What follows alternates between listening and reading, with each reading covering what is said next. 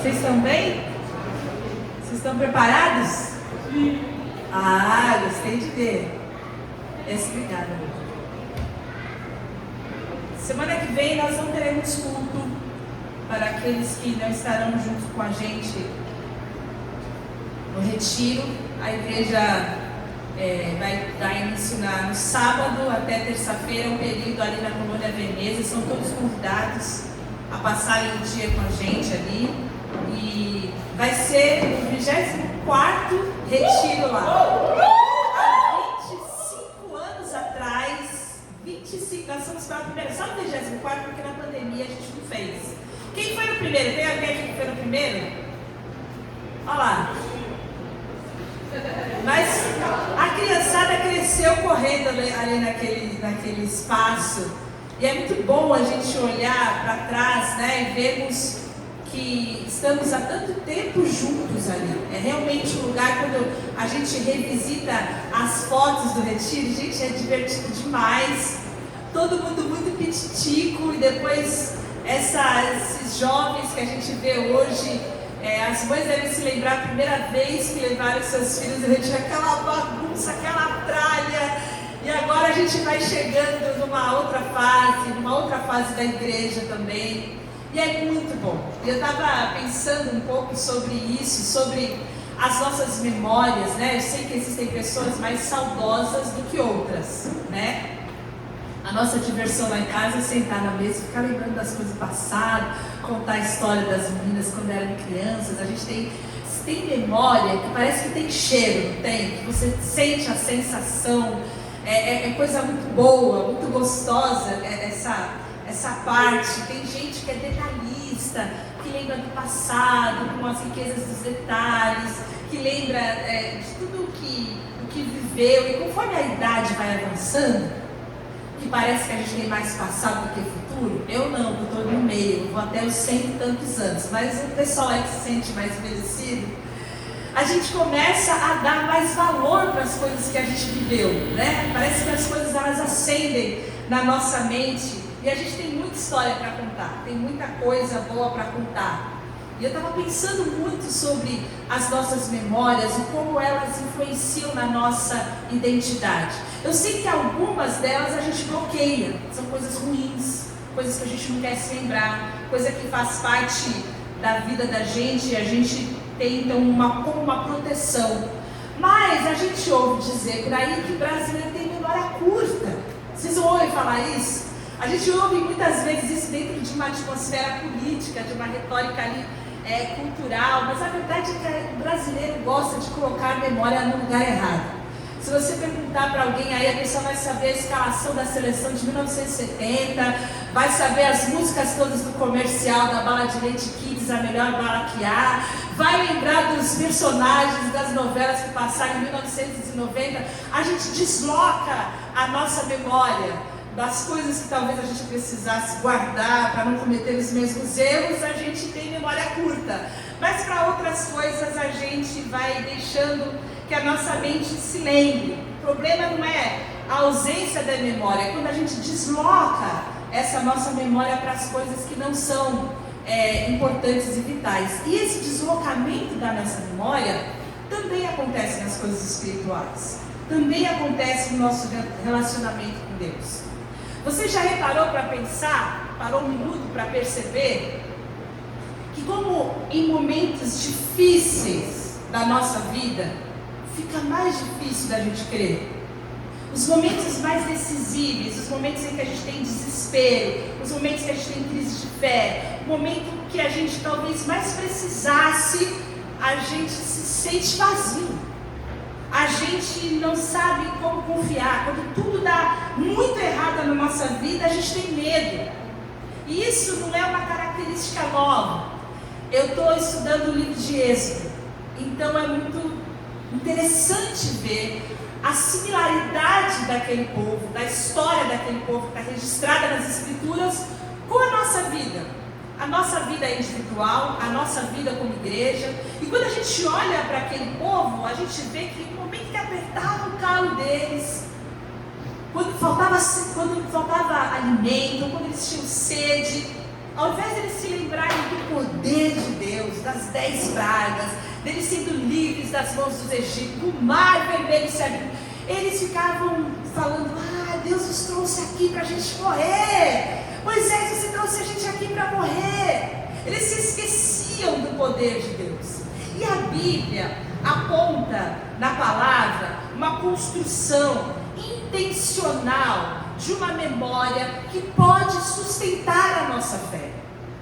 Deus traz para a memória algo intencional para que a gente possa manter vívida e forte a nossa fé. E é isso que eu quero compartilhar com você hoje. Como a nossa memória, como nos lembrar, como trazer à memória coisas que podem nos dar esperança, podem de alguma maneira fortalecer a nossa fé em tempos difíceis. Esse versículo que eu li está em Lamentações, no versículo 21 do capítulo 3. E nesse momento, Jeremias não está vivendo o melhor momento da vida dele, está tudo em ruínas, está tudo um caos terrível. Os versículos anteriores falam exatamente disso. E ele surge falando: mas eu quero trazer à memória aquilo que pode me dar esperança. Ou seja, a esperança não nasce do esquecimento. Eu acho que o meu está desligado. Perdão. A esperança não nasce do esquecimento. A esperança nasce de uma memória intencional. A esperança, pelo que esse versículo fala, nasce de uma memória que vai ser orientada, de uma memória espiritual. É a diferença da gente se lembrar superficialmente, da gente ter essa lembrança vívida de quem Deus é, do que Ele fez e da importância da minha identidade em Cristo. Essa questão da gente se lembrar e recordar é tão importante que na palavra lembrar ou trazer à memória, no Antigo Testamento tem a raiz hebraica zakar, ela aparece mais de 220 vezes.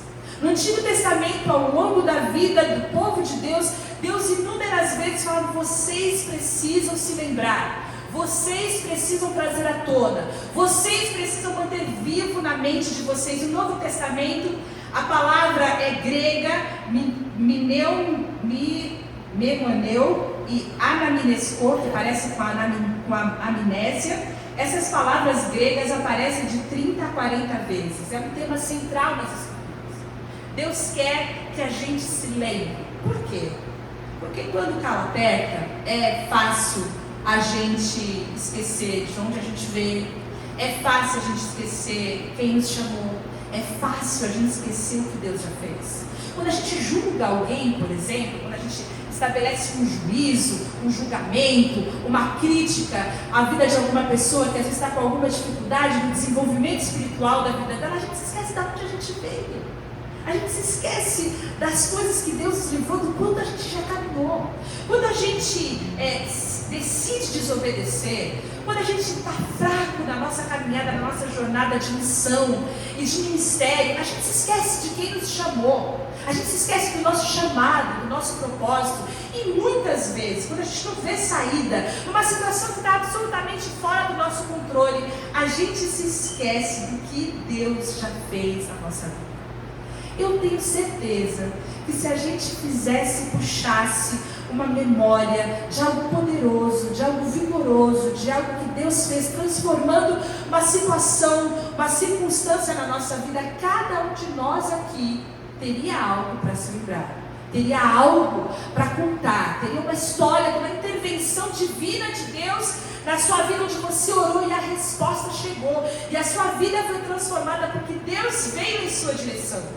E essa memória é algo que pode nos sustentar nos dias difíceis. Esquecer é um risco espiritual. Esquecer é algo que é comum a nós. E a maior preocupação é o que acontece com a gente. O que acontece com a nossa identidade quando a gente esquece do Deus que nos chamou. Porque a memória, ela sustenta a nossa identidade. A memória é algo que vai trazer para nós a direção.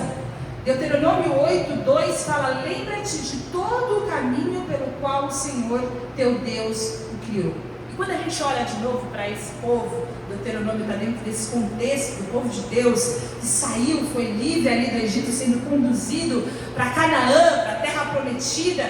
Esse povo peregrinando no deserto, ele não teve a identidade deles firmada ali naquela circunstância presente. Eles não eram o povo de Deus, eles não eram escolhidos do Senhor a partir ali da saída do Egito, mas foi por algo que antecedeu, uma ação de Deus passada antes deles. Eles não eram um povo definido pela escravidão, pelo deserto, pela fraqueza, mas era um povo que Deus libertou porque Deus tinha uma promessa. Porque quando Deus olhou o clamor daquele povo que subia até a presença de Deus, você vai encontrar isso em Êxodo 3, se eu não me engano, a palavra fala que Deus se lembrou que aquele povo era um povo que tinha promessa. Porque Deus se esquece? Não, mas quando a palavra fala que Deus se lembra, quer dizer que Deus então tomou uma atitude em direção àquele clamor. E esse momento é porque eles eram o povo de Deus. E não é sobre a gente esquecer das coisas que Deus já fez na nossa vida, das bênçãos que a gente já recebeu, da presença de Deus, mas a gente se esquece às vezes de quem a gente é, da importância, do valor, do amor e do propósito de Deus na nossa vida. E Deus é o Deus que se apresenta para nós como o Deus de Abraão, o Deus de Isaac e o Deus de Jacó. E quando nós falamos sobre isso, quando nós pensamos no Deus de Abraão, no Deus de Isaac, no Deus de Jacó, a gente vai se lembrar, traçando um paralelo com aquele povo, que a nossa herança, a minha e a sua herança, a nossa identidade é absolutamente vinda da graça de Deus. Por que isso? Porque quando Deus fala que Ele é o Deus de Abraão, de Isaac, de Jacó, Ele não está falando somente de nomes de pessoas do passado. Não é como se eu falasse assim, olha, Deus é o Deus do meu avô Genésio, da minha avó Eunice e do meu pai Silas. Ele não está falando só disso, ele está querendo dizer que Deus é o mesmo ao longo das gerações.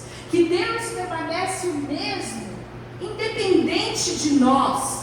Que a aliança que Deus faz conosco, com cada indivíduo, vem antes de nós mesmos. E principalmente que a identidade de um povo, a identidade de uma nação, a identidade de nós que hoje somos a igreja, o povo de Deus, está ligada à fidelidade de Deus e não à perfeição humana. Como que eu provo isso? Como que eu desenvolvo essa ideia? Porque quando eu olho para Abraão, Abraão falhou. Quando eu olho para Isaac, a gente vê um sujeito passivo que falhou inúmeras vezes. Quando a gente olha para Jacó, Jacó é um enganador. Deus transforma a identidade dele, chamando depois de Israel. Mas ele era um enganador. Independente da performance deles, independente do que eles fizeram, de como eles fizeram, de suas falhas, dos seus atos, Deus manteve a sua promessa. Deus manteve a sua aliança. A aliança que ele fez com Abraão foi selada na vida de Isaac, selada na vida de Jacó e depois de todo o povo de Deus. Então quando Deus fala, eu sou o Deus de aliança, eu sou o Deus de Abraão, eu sou o Deus de Isaac, eu sou o Deus de Jacó, isso quer dizer que para aquele povo a bênção, a graça veio muito antes da existência deles. E dessa maneira é que Deus também mantém a sua aliança comigo. Dessa maneira que Deus mantém a aliança com você, porque Ele nos escolheu, porque Ele nos chamou de seu, porque Ele nos fez sua propriedade, Ele nos fez seu povo. Ele tem como uma característica um Pai de amor gracioso, que confere a nós, os que cremos, o poder de sermos chamados filhos de Deus. Não é filhos de Deus, mas é também filhos do Abba, é filhos amados do Paizinho. E essa graça é que traz para nós a herança das promessas de Deus. Quando nós falamos de um povo, quando nós falamos de uma nação, nós estamos falando que Deus é que nos escolhe. Nós vemos isso no povo do Antigo Testamento, vemos. Deuteronômio, Deus fala, porque tu és um povo santo ao Senhor teu Deus. O Senhor teu Deus te escolheu para que fosses o seu povo próprio. Não vos escolheu o Senhor por seres mais numerosos, mas porque o Senhor nos amava. Deus escolheu aquele povo, e você vai ler para a história, gente difícil, gente complicada, gente encrenqueira, gente que murmurava, gente que levantava o altar quando achava que Deus estava demorando muito para responder. Essas Aquelas pessoas eram objeto do amor de Deus, da graça de Deus. Depois, mais tarde, em Êxodo 19, versículos 5 e 6, fala que eles seriam a propriedade peculiar dentre todos os povos, e faz daquele povo reino de sacerdotes e uma nação santa. Deuteronômio 14:2 fala: porque és um povo santo ao Senhor teu Deus, e o Senhor te escolheu para que fosse o seu próprio povo. Aí você fala: mas eu não sou judeu, eu não estava lá naquela época. O que essa escolha e esse amor de Deus tem a ver comigo hoje? Será que Deus me escolheu também? E aí a gente abre a Bíblia em Efésios, no capítulo 1, no versículo de 4 a 5, e fala que assim como nos escolheu nele, antes da fundação do mundo, ele nos predestinou para ele, para a adoção de filhos.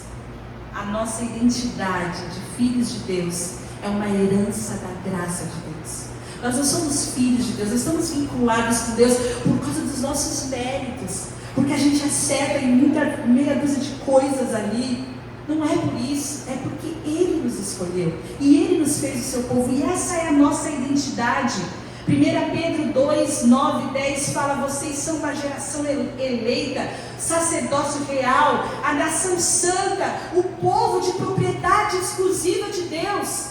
Da mesma maneira que aquele povo era propriedade peculiar de Deus, agora nós, a igreja de Jesus, é o povo de propriedade exclusiva de Deus. Você pode trazer isso para o âmbito pessoal, e você pode ler esse texto falando: eu sou eleito, eu faço parte do sacerdócio real, eu faço parte de uma nação santa, eu sou propriedade exclusiva de Deus. É isso que você é.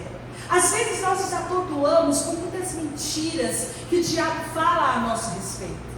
Muitas mentiras que nós vemos alguns traços da nossa personalidade, mas a nossa velha vida e todas as influências que a gente tem da nossa velha vida não nos definem. O que nos define é Cristo Jesus, e a palavra de Jesus para nós, e a palavra de Deus para nós é que Ele faz de nós o seu povo, povo amado, povo escolhido. Romanos 8, 23, 29 a 30 vai dizer que Ele nos escolheu para que nós fôssemos iguais a Jesus. E Apocalipse, eu quero ler com você, versículo 9 e 10 de capítulo 5, fala: digno és, está falando sobre Jesus. Jesus é digno de tomar o livro, de abrir os selos, e Ele fala: porque foste morto, e com o teu sangue compraste para Deus os que procedem de toda a tribo, língua, povo e nação, e para o nosso Deus os constituíste reino e sacerdotes, que reinarão sobre a terra. Não é só um povo, não é só uma tribo, não é só sobre os judeus. Por causa do sangue precioso de Jesus, vertido na cruz do Calvário, Ele trouxe para nós essa identidade de sermos constituídos reino e sacerdotes que reinam sobre a terra. E isso traz para nós identidade. É nos lembrarmos de quem nós somos, de que nós fazemos parte do povo de Deus, parte da família de Deus, que nós somos chamados para sermos como Jesus, que nós somos chamados para reinar em vida.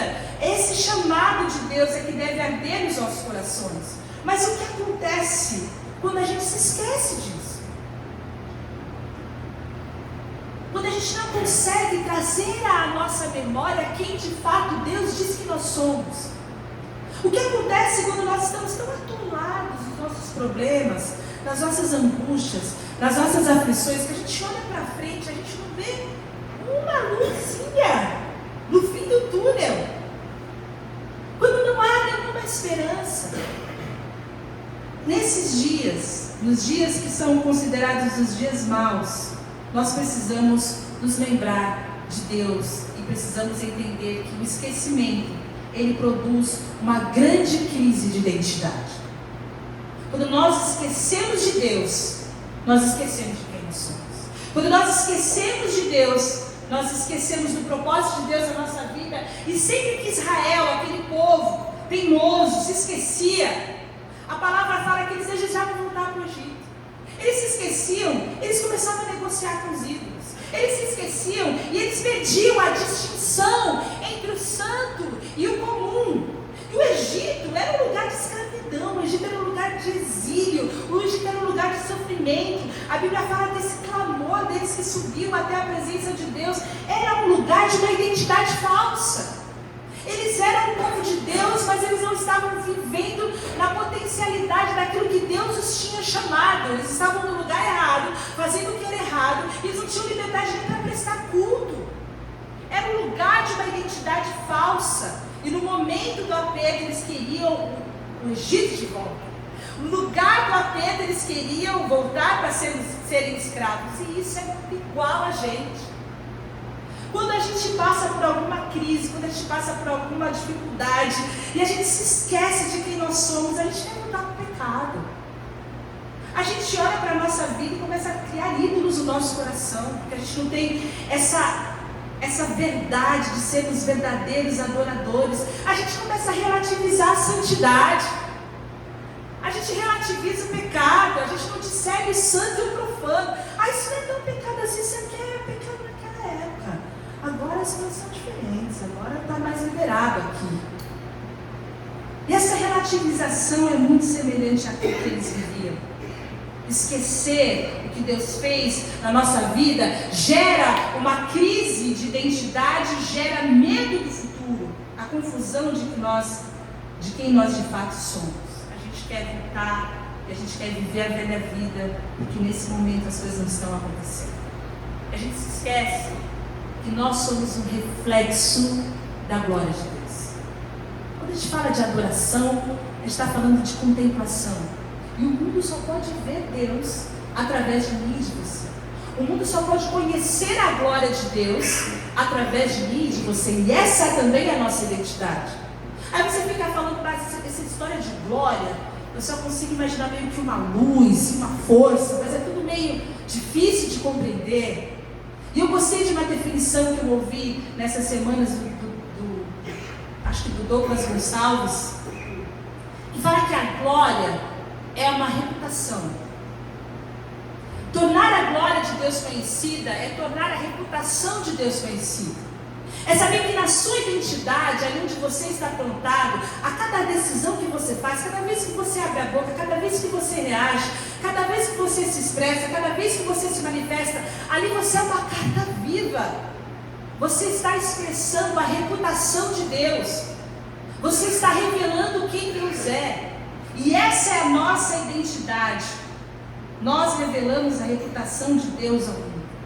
Mas quando nós pensamos em nos lembrarmos e pensamos em não nos esquecermos, a gente precisa entender que essa nossa identidade que nós temos hoje, sermos filhos amados, sermos escolhidos, vencermos com libertação toda a opressão que o pecado trazia sobre nós, toda a influência do diabo, só foi conquistada como uma herança da graça de Deus na cruz do Calvário. Foi por causa de Cristo Jesus. Foi por causa do amor de Deus. Se aquele povo tinha uma aliança baseada numa promessa feita a Abraão, para nós, a herança e a promessa que nós temos foi firmada na cruz do Calvário por Cristo Jesus. Quando Jesus estava na Páscoa, comemorando uma daquelas festas que era daquele povo, como uma promessa que um dia o Salvador viria e ele seria entregue, ele seria o Cordeiro substituto, e o sangue dele aspergido em nossos corações impediria que a morte nos tragasse. Quando ele estava ali, ele fala o seguinte: agora vocês vão fazer isso aqui em memória de mim. A ceia do Senhor é um lugar de memória, é um lugar de memorial, um lugar onde toda a história daquele povo judeu é reescrita e trazida para nós como uma herança e uma promessa nova, de uma nova aliança. Nessa ordenança que Jesus deixou para todo cristão, a gente estava estudando isso agora há pouco, que a ceia do Senhor, Ele impõe para nós que nós, como família de Deus, nos lembremos. Que como família de Deus, no centro da fé cristã, a gente pare tudo para se lembrar. E eu falava, a gente é muito bom esquecer. E eu falava que às vezes eu pensava que às vezes a gente esquece de Deus nos tempos difíceis, mas muita gente esquece de Deus quando está tudo bem também, não é assim? Está tudo bem, está tudo ótimo, todo mundo com saúde, acabou o quebra-pau em casa, as contas estão pagas, a pessoa nem ora mais, estava quebrantada ali, quer ver o quê? Quer ver uma mãe quebrantada? filho cai doente. Filho, uma crente, irmão, faz jejum, ora de madrugada. Mas quando está tudo redondo, muita gente também se esquece de Deus. A gente é muito bom de esquecer. Mas Deus então cria um sistema educativo que mantém a nossa fé, que é chamado memória. Traga a memória, mantenha a lembrança. Você precisa se lembrar, você precisa fazer isso periodicamente até que eu venha. Você precisa saber quem você é, e cada vez que você se lembrar do corpo partido e do sangue vertido, você vai se lembrar que você era um pecador, que não tinha chance nenhuma para você, mas por causa da graça de Deus, por causa do sangue de Jesus, agora você é uma nova criação. É isso que você é, uma nova criação. Quando nós olhamos para Jesus e olhamos para a cruz, nós sabemos que ali está formada a nossa nova identidade, cheia de fé e de esperança. Só que esse era um sistema de memória que não começou ali, naquela ceia, naquela Páscoa. Isso já veio acompanhando o povo de Deus. Era dessa maneira que ele estabelecia as festas. A palavra de Deus fala que as festas fixas eram santas convocações. Assim como a ceia do Senhor também é uma santa convocação do Senhor. E essas festas, elas interrompiam o ritmo comum daquele povo. Eles estavam vivendo a vida deles lá e de repente era hora de celebrar. Eles foram educados para se lembrar. Eles foram educados para lembrar do Senhor e lembrar das promessas e lembrar das libertações. Eu trouxe algumas festas aqui para a gente poder traçar um comparativo. São muitas. A gente poderia voltar a estar no Antigo Testamento.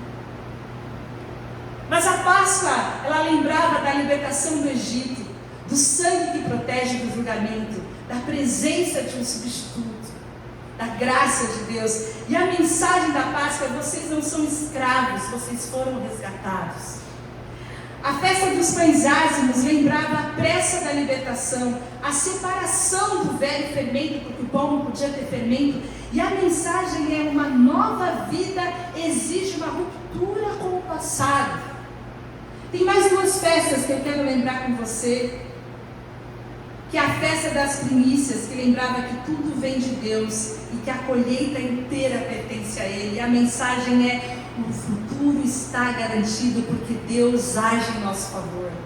E a última, a festa mais importante, era o dia da expiação, que lembrava o pecado do povo, a necessidade da purificação e a misericórdia que cobre a culpa. E a mensagem é: o pecado é sério, mas a graça de Deus é muito maior. Eles tinham que se lembrar periodicamente, a cada data comemorativa, das libertações, das intervenções, da graça de Deus, do sustento de Deus, do poder de Deus, do resgate. E agora Jesus chega no momento de Páscoa e fala: vocês agora vão fazer isso em memória de mim. Nós somos cristocêntricos, irmãos, então tudo que a gente prega converge novamente em Cristo. E hoje, tudo que nós precisamos nos lembrar é a memória da cruz do Calvário. Porque se o Êxodo foi uma história de libertação, de provisão, de graça, de esperança, na cruz, em Cristo Jesus, o Cordeiro que foi morto de uma única vez. O sangue que foi vertido por uma única vez, para que nunca mais houvesse a necessidade de outros sacrifícios. Esse selo da aliança é de uma libertação total. Então, quando nós olhamos para Cristo, Ele nos liberta e nos dá um novo nascimento. Cristo nos liberta e dá para nós uma nova história. Cristo traz para nós os resgates. Quando Cristo nos resgata, nós temos o cumprimento da Páscoa. Quando uma nova criação rompe com o passado, nós não precisamos mais do fermento, do pecado na nossa vida. Nós estamos comemorando em Cristo uma festa dos ázimos. Quando nós declaramos cada mês que você traz seus recursos, você deposita diante de Deus as suas ofertas, os seus dízimos, você está dizendo que tudo vem dele, tudo é por ele, tudo é para ele, e para ele é toda a glória. Você está semeando na vida, às vezes, de alguém que você está vendo uma necessidade, você está comemorando em Cristo a virtude de ter sido gerada em você, a generosidade, e em Cristo se cumpre as primícias, porque tudo é dele, tudo é para ele. E a misericórdia da cruz, que cobriu todas as minhas culpas, é a grande comemoração da expiação. Em Cristo, nós podemos manter a nossa memória, a nossa identidade. que estava antes distribuído num calendário imenso. São muitas festas. Agora está concentrado em Cristo. Porque Deus sabia que o povo se esqueceria. Deus sabia que o povo ia se esquecer, então Ele institui essas festas, uma pedagogia da lembrança. Mas a fé é fortalecida na minha e na sua vida por causa da memória da graça. Você precisa trazer a sua memória que pode te dar esperança. Às vezes a gente está tão preso às coisas materiais, às coisas desse mundo, que a gente se esquece. A gente se esquece de quem a gente é. A gente se esquece para que Deus nos chamou. A gente se esquece que a gente tem uma promessa. A gente se esquece que a gente tem uma esperança. A gente se esquece que a nossa identidade ela está firmada naquilo que nós nos tornamos por causa de Cristo Jesus. Eu gosto de uma frase, de uma música que fala: eu vou me lembrar de não esquecer. Eu vou me lembrar de não esquecer. Eu vou em Cristo acreditar. Nós precisamos entender isso. Então, a minha mensagem para o seu coração, que foi a mensagem de Deus para o meu coração, nos dias maus e nos dias bons, lembre-se do Senhor. Não permita que o Senhor seja a sua última opção. Porque se Ele for a sua última opção, você está vivendo uma crise de identidade. Você esqueceu quem você é. Você esqueceu do amor de Deus. Você se esqueceu das promessas. Você se esqueceu da graça de Deus sobre a sua vida. Você se esqueceu das primícias. Você esqueceu que dele, por ele e para ele são todas as coisas. Você se esqueceu que Ele é um Pai amoroso. Se a gente sendo ruim dá coisa boa para os nossos filhos, imagina Ele. Você se esqueceu de quem você é. Lembre-se do seu Criador. Nos dias bons e nos dias maus. Confie em suas promessas. Deus permanece o mesmo. Deus nunca mudou. Pode ser que a sua vida tenha tido várias nuances, altos e baixos. Deus permanece o mesmo. As promessas de Deus, a escolha de Deus, a capacitação vinda de Deus, a graça de Deus permanece o mesmo. E Deus é digno da sua confiança. E por último, viva a partir da identidade que Deus te deu em Cristo Jesus. Lembre-se de quem você é. Lembre-se para o que você foi chamado. E lembre-se qual é o seu propósito. Para que você não se viva perdido, absolutamente perdido nas coisas desse mundo, patinando espiritualmente muitas vezes, sem avançar, buscando, como nós cantamos, em último lugar, o reino de Deus, buscando todas as outras coisas. E no tempo que me resta, aí eu vou buscar então o reino de Deus. Seguindo para que alvo, irmãos? Para onde a gente está seguindo? Qual é a nossa direção? Quando nós nos esquecemos de Deus, nós temos uma crise da nossa identidade. A memória daquilo que Ele é e de quem nós somos nele traz força e esperança para nós. E é isso que eu quero deixar no seu coração. Que a graça de Deus possa invadir o seu coração. Que você se sinta fortalecido pelo amor de Deus. Que você se sinta fortalecido pela escolha de Deus. Ele fala para os discípulos: foram vocês que me escolheram. Fui eu que escolhi vocês. E eu nomeei vocês. Vocês têm uma missão que é dar fruto. Vocês têm que viver com propósito. Nós somos escolhidos, somos amados e recebemos um propósito. Eu quero pedir que Deus possa trazer ao seu coração essa visão, para que você nunca se esqueça, para que você se lembre de não esquecer. Amém? Vamos orar. Nós te agradecemos, Senhor, por Cristo Jesus.